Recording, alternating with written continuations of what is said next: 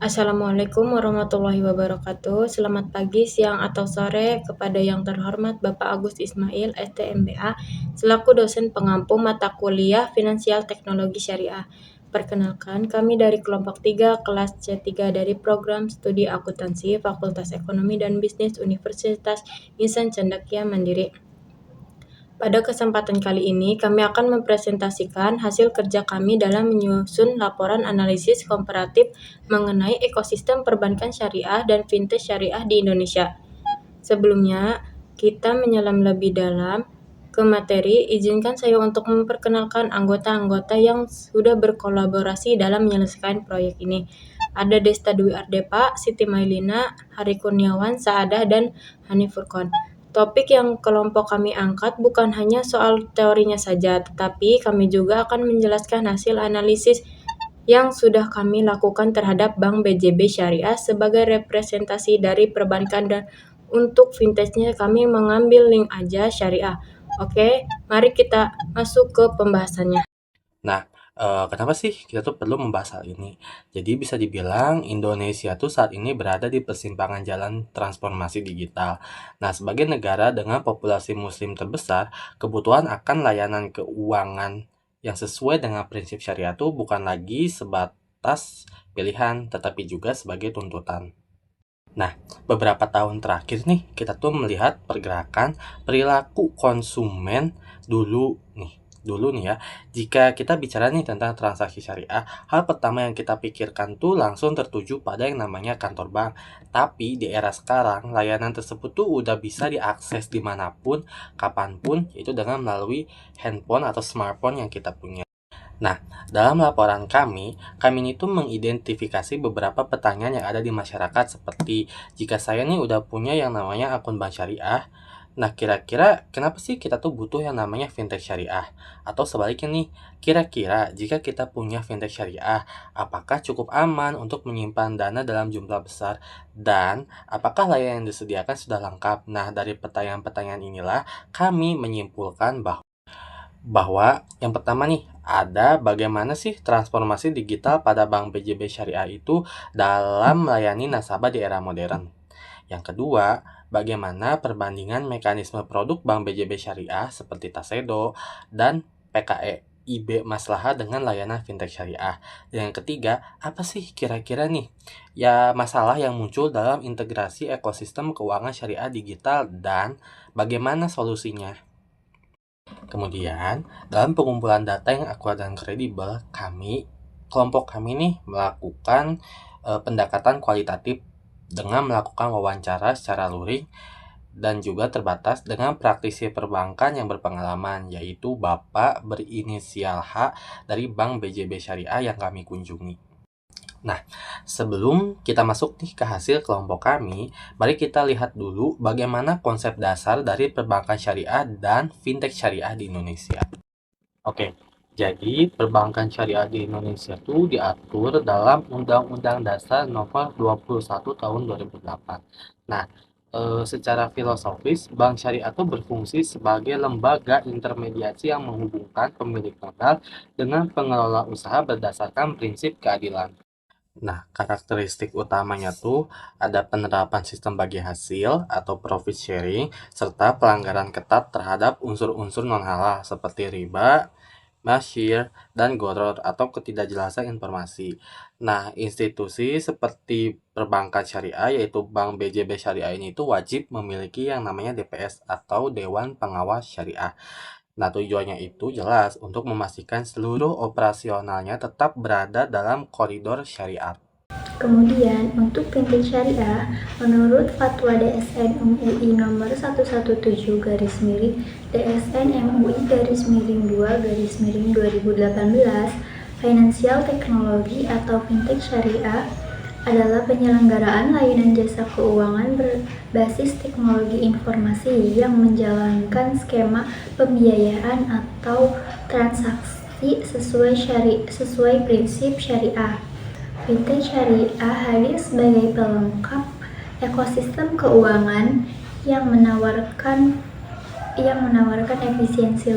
efisiensi lebih tinggi, biaya operasional lebih rendah, dan jangkauannya lebih luas dibandingkan kantor cabang fisik perbankan.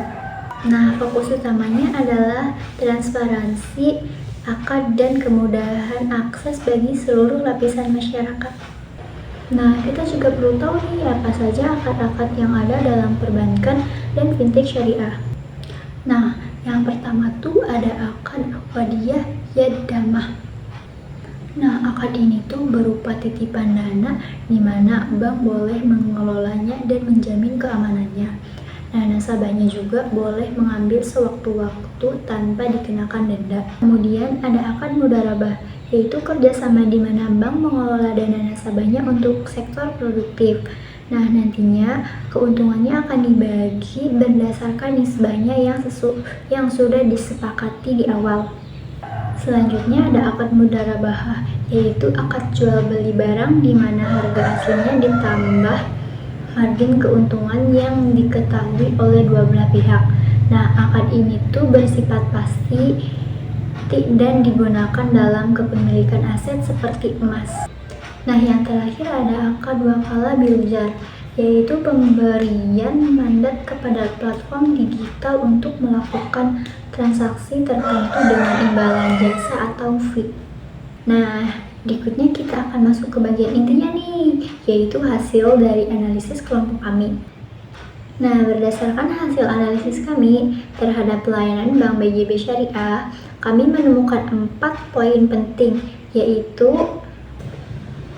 yang pertama adalah implementasi syariah server excellent.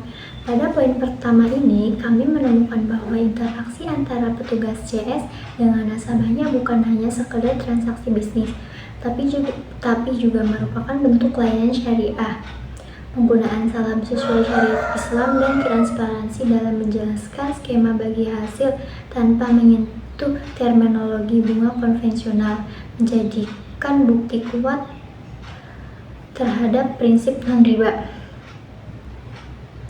CS berperan aktif sebagai konsultan keuangan yang memastikan nasabahnya memahami risiko dan keuntungan secara adil.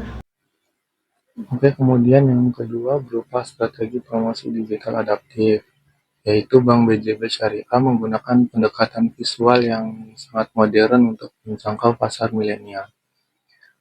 Penggunaan teknologi berbasis AI di sini dalam desain promosi demi menciptakan citra yang dinamis namun tetap religius. Kampanye produk unggulannya juga seperti Tasedo dan PKEIB Maslahah diposisikannya sebagai solusi untuk gaya hidup digital bagi mereka yang ingin tetap menjaga keberkahan dari hartanya. Kemudian yang ketiga yaitu literasi produk dan edukasi nasabah. Nah, pada poin ini tuh kelompok kami, yaitu kelompok 3 mengamati bahwa proses edukasi di banking hal sangat komprehensif. Seperti nasabah tuh diberikan pemahaman bahwa tabungan tuh bukan hanya tempat untuk penyimpanan uang saja, melainkan juga sebagai instrumen untuk investasi syariah, yang dimana memproteksi kekayaan dari gerusan inflasi melalui aset real seperti emas misalnya. Dan kemudian yang terakhir yaitu infrastruktur QRIS syariah dan konektivitas e-wallet, yang di sini tuh berarti bank telah sepenuhnya mengadopsi teknologi QRIS untuk memperdalam transaksi harian serta pembayaran seperti pembayaran zakat, infak, sodako, dan juga pembayaran wakaf. Kemudian selain itu, integrasi dengan e-wallet juga, e-wallet yang populer di Indonesia seperti aplikasi Dana, Aja, dan sebagainya. Nah, ini tuh menunjukkan bahwa Bank BJB Syariah itu telah terbuka terhadap ekosistem open banking, yang dimana memungkinkan nasabahnya melakukan pengisian saldo atau top up secara instan. Nah, kemudian kami juga melakukan wawancara untuk memperdalam analisis kami. Nah, pada wawancara ini tuh kami melakukannya terhadap 2 orang. Yang pertama kami lakukan kepada staf Bank BJB-nya. Kemudian kami mewawancarai nasabah banknya juga. Nah, dari hasil wawancara ini tuh kami mendapatkan 2 perspektif, yaitu yang pertama perspektif praktisi.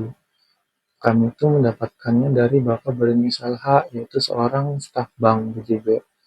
Nah, pada wawancara ini itu beliau mengungkapkan strategi hybrid banking, di mana bank itu menyadari bahwa kehadiran fisik itu tetap diperlukan untuk membangun kepercayaan nasabahnya. Nah, tetapi efisiensi operasionalnya juga harus didorong melalui digitalisasi. Nah, pemanfaatan application programming interface atau API menjadi prioritas utama supaya layanan Bank BJB Syariah itu dapat diakses secara seamless di berbagai aplikasi pihak ketiga. Kemudian yang kedua berupa perspektif dari pengguna atau nasabah, yaitu dari saudara D, yang seorang mahasiswa. Nah, saudara D itu menekankan bahwa pentingnya faktor efisiensi atau bahasa kitanya adalah satset. Kemudian membuka akun tanpa perlu antri di kantor cabang fisik merupakan daya tarik utamanya juga. Nah, tetapi dari dua hal itu tuh, ia tetap menjadikan aspek pengawasan DSN, MUI, dan izin OJK itu sebagai parameter utamanya dalam memilih platform keuangan digital agar terhindar dari unsur gharar atau ketidakpastiannya. Kemudian kami melakukan analisis terhadap produk unggulan dari Bank BJB Syariah yaitu Tasedo dan PKI IB Maslahah. Yang pertama untuk PKI IB, kami mendapatkan bahwa produk ini menggunakan akad murabahah. Di sini bank bertindak sebagai penjual emas dan nasabah sebagai pembeli dengan harga yang ditambah margin keuntungan yang disepakati di awal. Hal ini memberikan kepastian nilai angsuran bagi nasabah di tengah fluktuasi harga emas dunia. Produk ini sangat efektif sebagai instrumen proteksi nilai aset jangka panjang. Kemudian untuk Tasedo, kami mendapati bahwa produk ini menggunakan akad mudrabah mutlakah. Dalam skema ini, nasabah memberikan keleluasaan penuh kepada bank untuk mengelola dana secara produktif. Nantinya, keuntungan yang diperoleh akan dibagikan sesuai nisbah atau porsi bagi hasil. Keunggulannya adalah nasabah mendapatkan bagi hasil yang kompetitif dan fleksibilitas tabungan harian yang bisa diambil kapan saja. Nah, yang terakhir, kita melakukan analisis terhadap vintage syariah, yaitu link aja syariah sebagai pembanding dari Bank BJB Syariah. Dan kami pun mendapatkan beberapa poin. Yang pertama, akadnya menggunakan dominan wakalah bil ujrah atau pemberian kuasa dengan VE dan qardah atau pinjaman kebajikan untuk talangan. Kemudian memiliki resiko gagal bayar pada P2P ditanggung oleh lender dan investor, namun dimitigasi dengan asuransi syariah pihak ketiga. Kemudian untuk pengawasannya mengacu pada fatwa DSN MUI No 117/2018 tentang layanan pembiayaan berbasis teknologi informasi. Dalam proses kami melakukan analisis dan pengumpulan data, kami menemukan beberapa hal yang mungkin bisa ditambahkan atau diperbaiki. Dan akhirnya, kami pun membuat dua solusi untuk dijadikan pertimbangan kedepannya bagi perbankan dan fintech syariah, yaitu yang pertama berupa implementasi blockchain for halal traceability atau menggunakan teknologi distributed ledger untuk mencatat setiap akad secara real time dan transparan. Dengan ini, diharapkan nasabah bisa memverifikasi sendiri bahwa margin yang diambil bank benar-benar berasal dari transaksi jual beli aset real, bukan bunga. Kemudian yang kedua, edukasi berbasis AI atau gamification seperti yang dilakukan BJB Syariah. Dengan visual modern, bank harus membuat fitur syariah kalkulator di dalam aplikasi yang menjelaskan secara visual alur bagi hasil dan akad, sehingga nasabah merasa lebih terlibat dan paham secara mendalam. Oke, setelah melakukan analisis mendalam, akhirnya kelompok kami dapat menarik kesimpulan bahwa Bank BJB Syariah telah berhasil melakukan transformasi digital melalui produk Tasedo dan PKE IB. Masalah yang menggabungkan keamanan perbankan atau LPS Protected dengan kemudahan akses seluler. Kemudian, kedua institusi yaitu bank dan fintech tetap konsisten menjaga marwah syariah melalui penggunaan akad yang tepat seperti murabahah, mudharabah, dan wakalah bil ujrah. meskipun dengan pendekatan user experience atau UX yang berbeda. Dan yang terakhir, kami menyimpulkan bahwa kolaborasi adalah kunci di mana perbankan syariah unggul dalam membangun kepercayaan atau trust dan pengelolaan aset real, sementara fintech unggul dalam kecepatan transaksi harian. Integrasi keduanya melalui open banking terbukti meningkatkan inklusi keuangan syariah di masyarakat. Oke, mungkin demikian pemaparan dari kelompok 3. Kami menyadari bahwa video presentasi ini masih banyak kekurangan dan kesalahan, tetapi kami berharap video ini memberikan manfaat walaupun hanya sedikit. Saya juga mengucapkan terima kasih kepada Bapak Agus Ismail atas bimbingannya selama semester ini, dan kami pun berterima kasih karena sudah berkenan menonton video ini sampai akhir. Mari kita tutup video dengan sebuah doa. Semoga ekonomi syariah Indonesia semakin jaya serta memberikan manfaat dan berkah bagi bangsa. Akhir kata, wassalamualaikum warahmatullahi wabarakatuh.